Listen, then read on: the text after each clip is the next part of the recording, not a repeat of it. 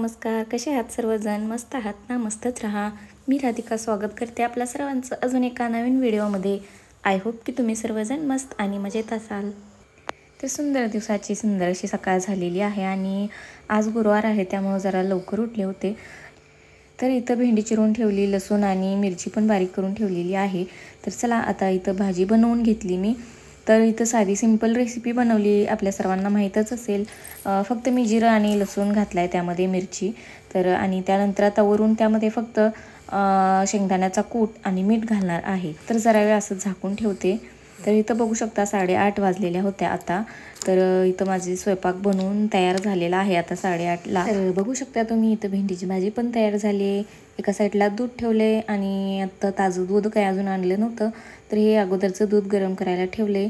त्यानंतर सगळं भांडी वगैरे आवरून झाली आणि हे सगळं काम लवकर आवरून झालं होतं त्यामुळं जरा निवांत बसलो होतो आम्ही.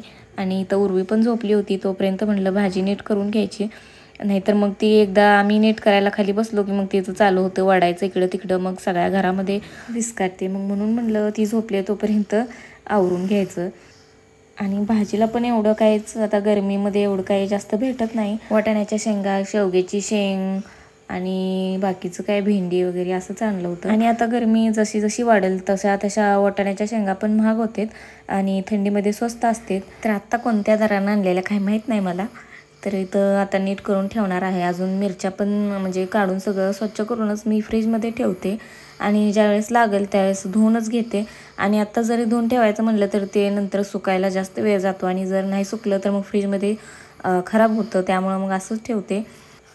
तर इथं तुम्हाला दिसत असेल श्री पण आम्हाला मदत करू लागतोय, शेंगा सोलू लागतोय.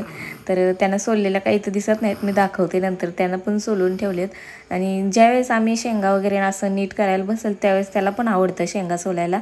आणि जर नाही बसलं तर मागं लागून लागून मला सोलायचं आहे मला सोलायचं करून घेऊन सोलत बसतो एकटाच.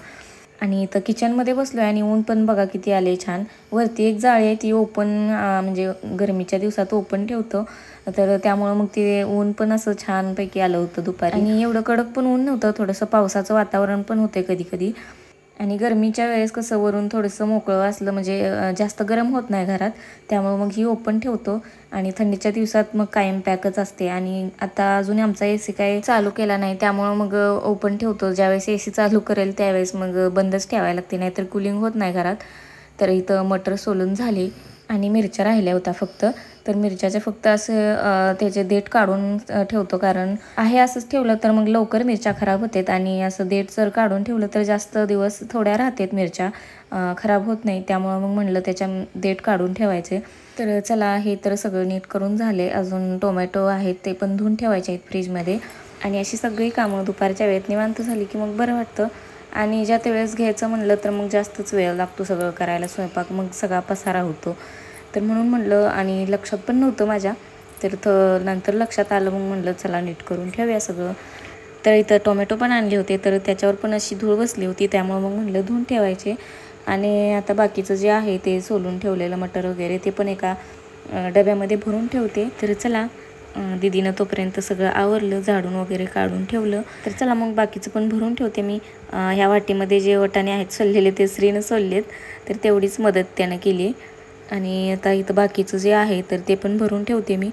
तर हे मटर एका भरणीमध्ये, अगोदर एक शिल्लक होती मोकळी रिकामी भरणी, तर त्याच्यामध्ये भरून ठेवते. आणि राहिलेले आहेत तर ते पण त्या दुसऱ्या पांढऱ्या डब्यामध्ये भरून ठेवते. त्यात अगोदरच्या मिरच्या आहेत थोड्याशा, तर अगोदरच्या ज्या मिरच्या आहेत त्या अगोदर संपवते आणि नंतरच मग ह्या घेते.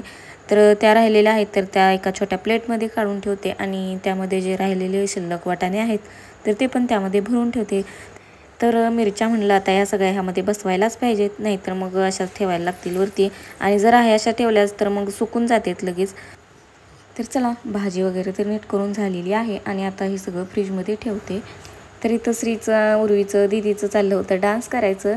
TVला गाणे लावले होते, त्याचा मी साऊंड म्यूट केला आहे कारण कॉपीराईट येण्याची शक्यता आहे, त्यामुळं साऊंड म्यूट केला आहे मी. तर उर्वी पण झोपून उठली होती आणि उठल्या तिचं चाललं होतं खेळायचं.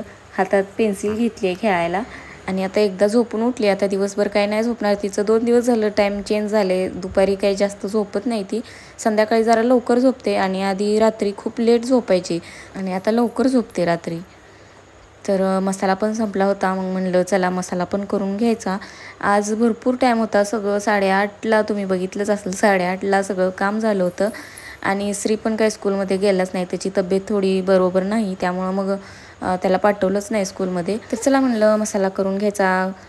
तर खोबरं होतं ते असं अख्खं गुंडच होतं खोबऱ्याचा.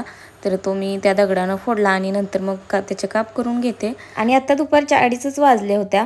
तर म्हटलं चला आता एवढंच करायचं आणि बाकीचं सगळं 4-5 वाजता निवांत करायचं.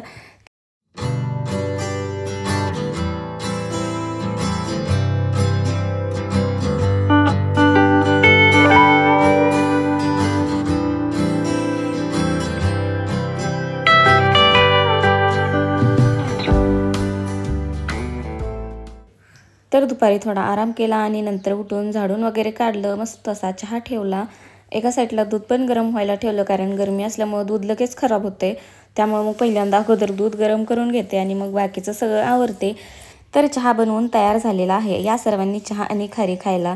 तर 4-5च्या नंतर थोडीशी जरा लवकर जेवण झाल्यामुळं भूक लागते, त्यामुळं काहीतर थोडंसं खातो चहा बिस्किट वगैरे काय. तर श्री पण सगळ्यांना चहा प्यायला बोलवत आहे.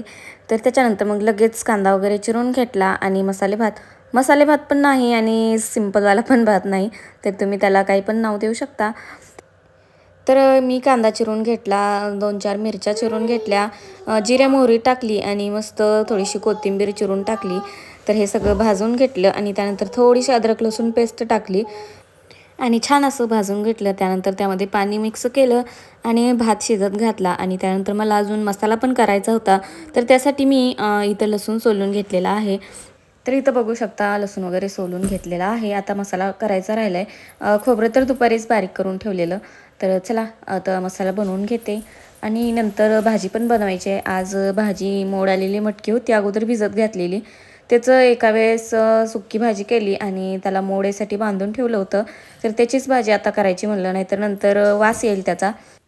आणि रात्री वाटाणे पण आणले होते फ्रेश तुम्ही दुपारी बघितलंच असेल, सोलून ठेवलेले आहेत सगळे.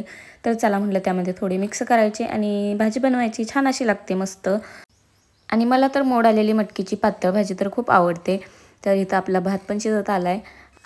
चला आता कणिक मळून घ्यायची आहे, नंतर मग भाजी बनवायची अगोदर आणि मगच चपात्या करणार आहे.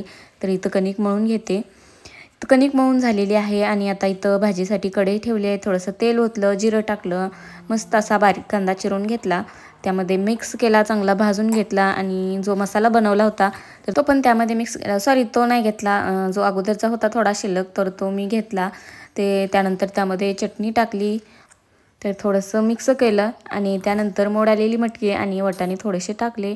तर चांगलं भाजून घेतलं आणि पाणी ओतलं त्यामध्ये आणि नंतर त्यामध्ये शेंगदाण्याचा कूट, जो की आपण सगळ्या भाजीमध्ये वापरतो, तर तो मिक्स केला आणि मस्त असा सगळा स्वयंपाक तयार झालेला आहे. तर घरी येताना यांनी श्रीसाठी औषध पण आणलं आणि बन मक्खन आणि थोडंसं पापड घेऊन आलते. तर चला, गोड बन मक्खन सोबत आजचा व्हिडिओ मी इथंच एंड करते. आय होप की तुम्हाला माझा आजचा व्हिडिओ आवडला असेल. जर व्हिडिओ आवडला असेल तर नक्की व्हिडिओला लाईक आणि चॅनलला सबस्क्राईब करा आणि अशाच नवीन आणि छान छान व्हिडिओसाठी चॅनलवरती कनेक्ट राहा. तोपर्यंत बाय बाय.